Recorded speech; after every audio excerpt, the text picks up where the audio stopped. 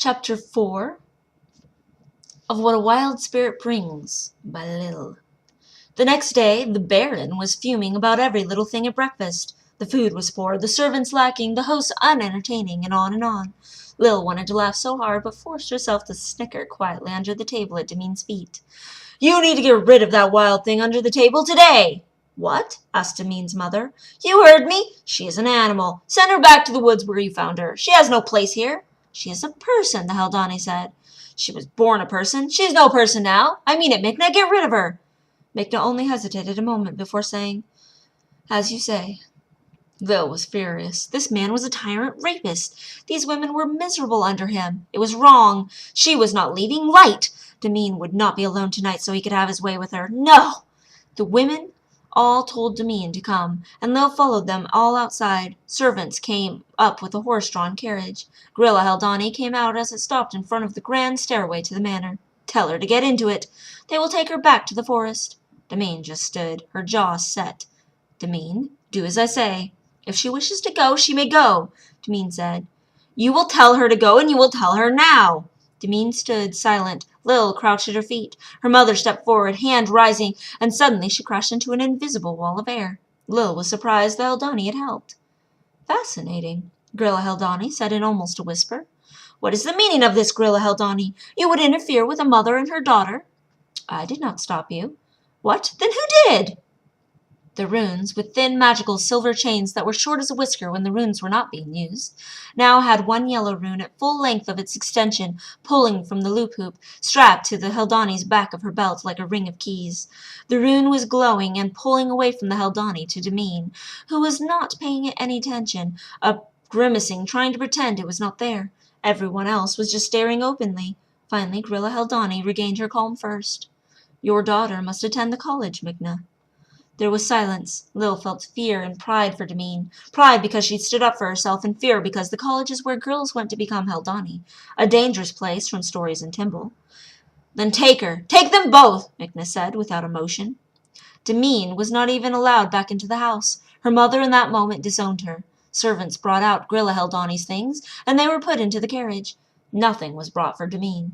Demine's face remained emotionless. She climbed in after the Haldani, and Lil climbed in after her. They rode in silence for hours, passing trees upon trees, and Lil struggling with concern for her friend, and not knowing what to do, before coming to a tiny town. Grilla Haldani said it was called Wretch, and just a little stopping place for trading ships going up and down the river to Andrus. It was just a mass of jumbled streets and oblong houses with more roofs that needed thatching than did not. Hard times had come to all due to the war, but here it showed more than it even had in Timble. There was only one inn in the place. It was thankfully late enough that no one had noticed her trailing behind the women, hunched down like an animal outside. But the large innkeeper did frown at her. She obstinately stayed low like a dog. The Haldani bought a room for herself and one for Demine and Lil at the inn, and said on the morrow they would climb aboard a boat and ride it down river and along the coast to Maestra, city of the Haldani. As soon as the door had shut, Demine collapsed to the floor, face still hard, but her breaths were deep and rapid, as if she'd been holding it. Lil ran to her and drew her near, wrapping her in her arms and pulling her into her lap. Demine's face filled with rage. She did not push away, but she also did not cry. She stared at the wall as if she could set it on fire. "She wanted to be Haldani. She is jealous of her own daughter. When my father returns from the war and finds me gone to the college, he will not even care. He always wished I were a son. I hope the Baron rapes her tonight. I hope he ravages her until she bleeds and screams and begs for it to stop, and I hope he doesn't." She kept on like that, cursing all the women there, cursing Benda, cursing everyone she'd ever known except Grilla Haldani and Lil. She never cried, and she never stopped. She ranted in an endangered whisper her hatred toward each one all night long. As soon as the Haldani knocked on the door, she jerked from Lil and called that she was awake. "Good. We leave for the ship in 20 minutes. Demine nodded her head as if the Haldani could see her. Then she turned and looked at Lil with her dark blue eyes searching. Lil was stretching her muscles and limbs after being in almost the same position all night. She tried to smile for Demine. Demine might not have cried, but Lil had quietly cried many tears for her heart broken at the pain Demine was trying to bear inside. "You are odd, you know that, yes? No one favors me, ever." Lil got up and hugged her, and then smiled.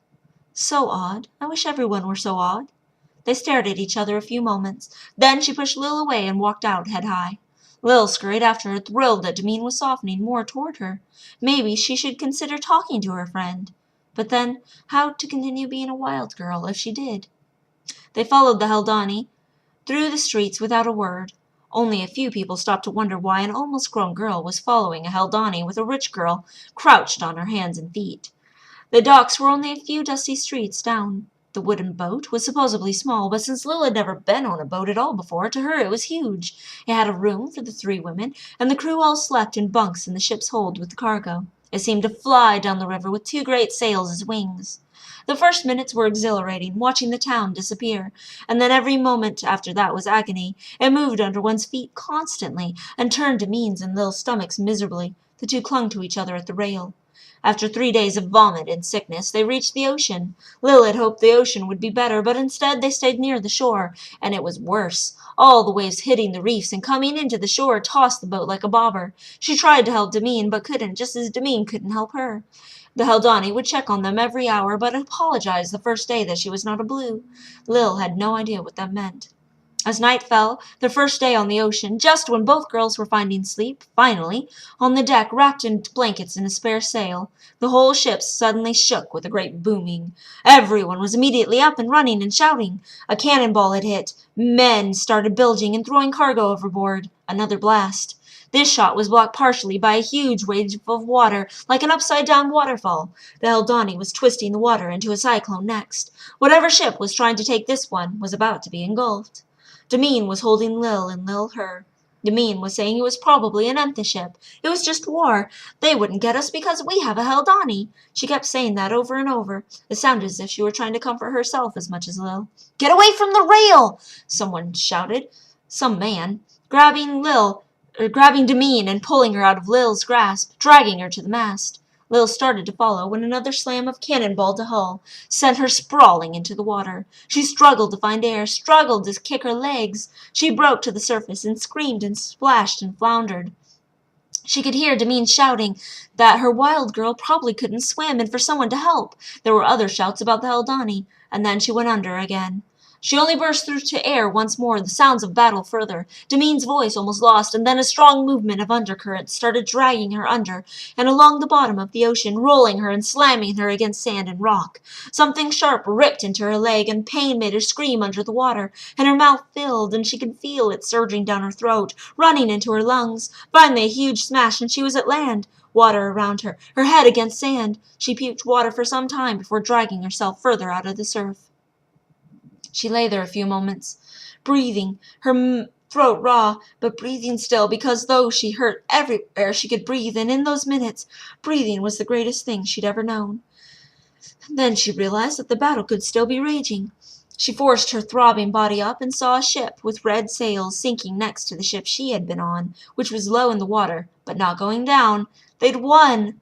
A splashing of water made her turn her gaze, and she found Grilla Haldani being sloshed onto the shore by a wave. She tried to get up, but her leg hurt so badly. She crawled to the Haldani and found a huge gash in her head. She was dead, and her runes were shattered like crystal shards scattered on the sand about her corpse. Lil started weeping and clung to herself. She started screaming for help, but the ship she had been on was fleeing. She screamed anyway until her ragged throat gave out. She watched the ship escape, and she watched bodies start washing in. They were all dead or dying, pirates it looked like. The moans of the dying finally drove her to crawl away, dragging the dead Haldani's body with her. It wouldn't be right for such a great woman to die with such horrible fiends. She pulled off the golden thread with the jewel on it, and then sealed the Haldani in a cave, whispering the last rites to the light in her heart. There were plenty along the shore. She slept in a neighboring one, her leg wrapped in the Haldani's cloak, crying and praying with all in her heart that Demene had survived.